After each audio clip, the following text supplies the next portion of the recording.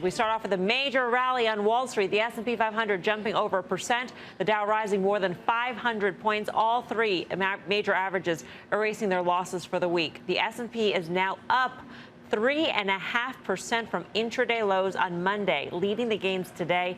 Energy and financials both up more than 2%. XLF Financial ETF seeing its biggest jump since July 9th. So what was behind today's big move?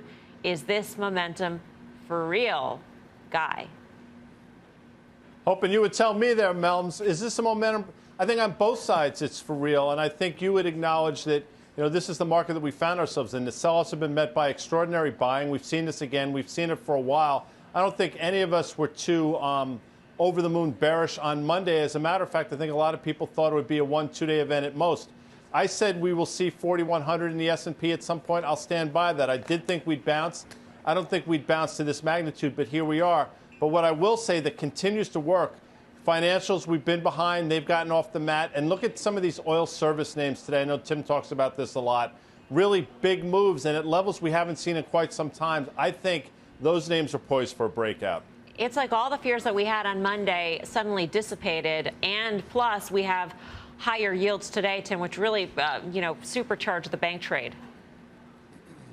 You have some sense also, I think there's better understanding of where the Fed is and ultimately more comfort that a November tapering is something that's going to be rate positive, and that rate positive is ultimately a panacea for certain parts of the subsectors that really have been under pressure since maybe mid to late June. And I think you have a case here. Either the market is applauding inflation, or there's some sense that we can run hotter, and that if anything, we were concerned about deflation and that we were concerned about COVID Delta 19 dynamics that I think are things that we really were questioning how strong this economy could be going into the fourth quarter. We went into this week, so even as we started to heat up on the downside with a lot of pain that we'd already seen across transports, industrials, commodities, and even some energy. So I think the fact that these were sectors that were already overdone, it's not surprising to see them move higher. But look, a move in Brent, which is now fresh 52-week highs, but almost at 3-year highs, when I think we're going to be at a deficit into mid next year in terms of where we're coming on supply. Very good. And I'll say it one more time because I've said it for 9 months. These companies are run differently than they were 5 years ago. That's why this is not just a trade. I think investing in the energy sector at a time where you are seeing some inflation, the dollar also got out of the way, at least for today. And that's part of this trade as well. What were you trading today, Pete?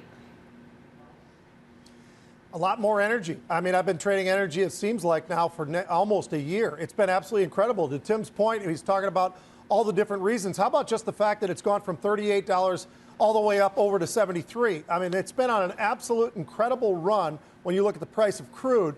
And I'll tell you, it's those beta names, Mel. It just continues to come each and every day. And I look at all these different option trades, and it's just consistent, almost on a daily basis, where we'll probably have 20%, 30% of what we see is us coming up somewhere in the beta world of energy. And so it just continues to help us be there. Now, I'm not quite as excited about holding the stocks, but I'm certainly going to trade those options because the creativity that we've got there is the implied volatilities have remained very, very low. They give you a great opportunity when stocks like these make those kind of moves like they did today, which they've done many times. I always call them the beta names because they certainly do work at a much different pace when you look at those names versus a Chevron or an Exxon or some of those. But I'll tell you, even Chevron and Exxon have been really moving nicely of late.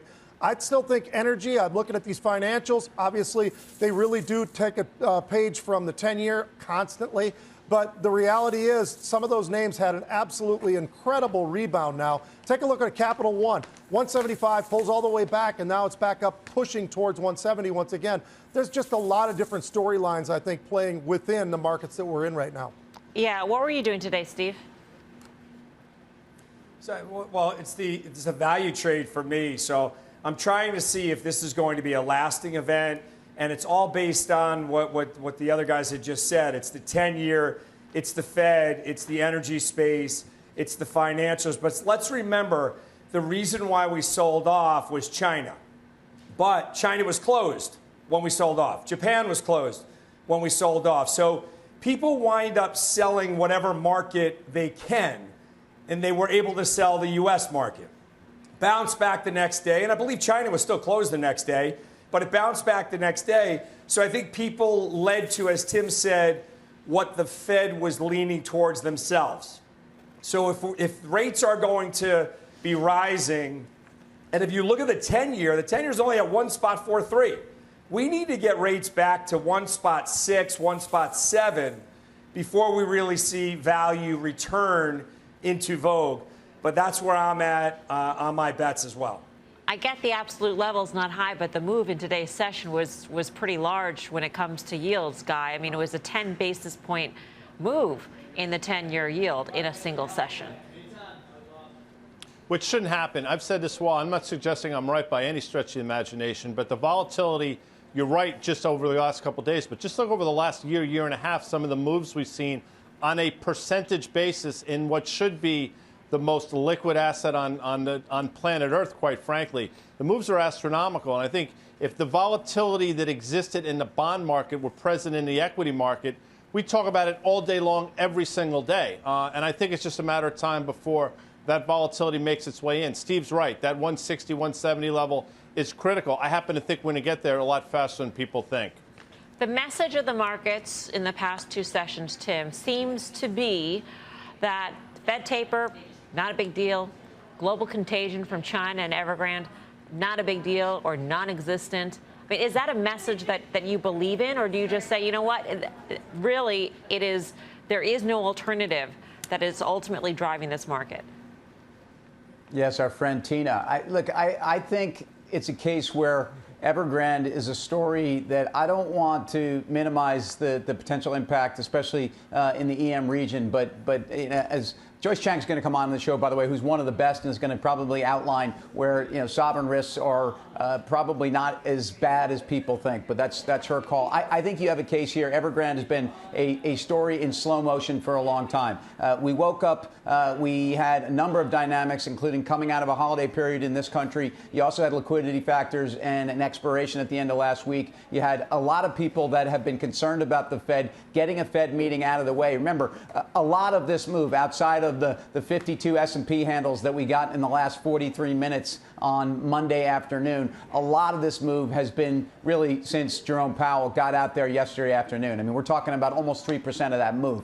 That, to me, tells us a lot of this was Fed anxiety as well. So seeing rates move higher, very healthy. Reminding that normalized rates coming into this was probably closer to 1.75 to 2% on the 10-year.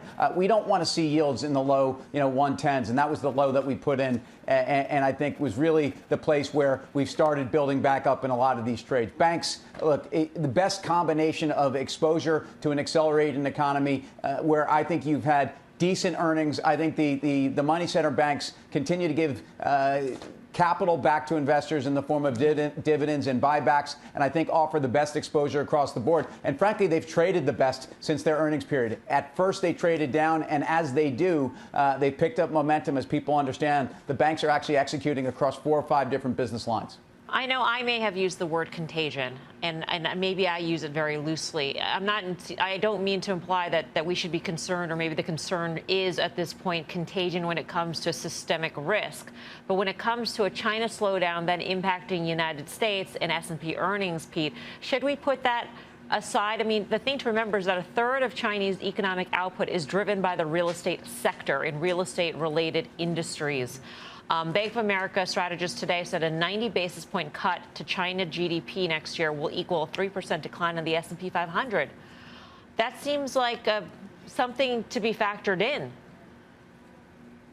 Well, I think it's something that everybody is cognizant of, but I think they're also just willing to look forward at other ends of the markets right now, Mel. I mean, the velocity of this move just shows you, and I think it was very important that Steve pointed out the closures as well.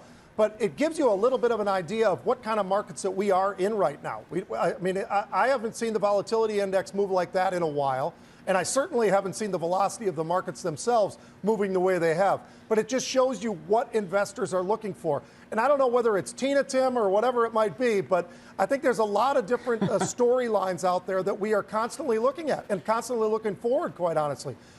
There's been storyline after storyline, then we move to the Fed, there's another storyline, and then we'll start with another one very soon. So obviously, it just continues to be like this baton toss that's been going on and on. But I'll tell you, I am just amazed, Mel, when I look at one day, I'm looking at volatility just days ago, trading almost near 29, and here we are back at 18, just that fast. And the way the markets have gone, the volume and the velocity of the move has been incredible.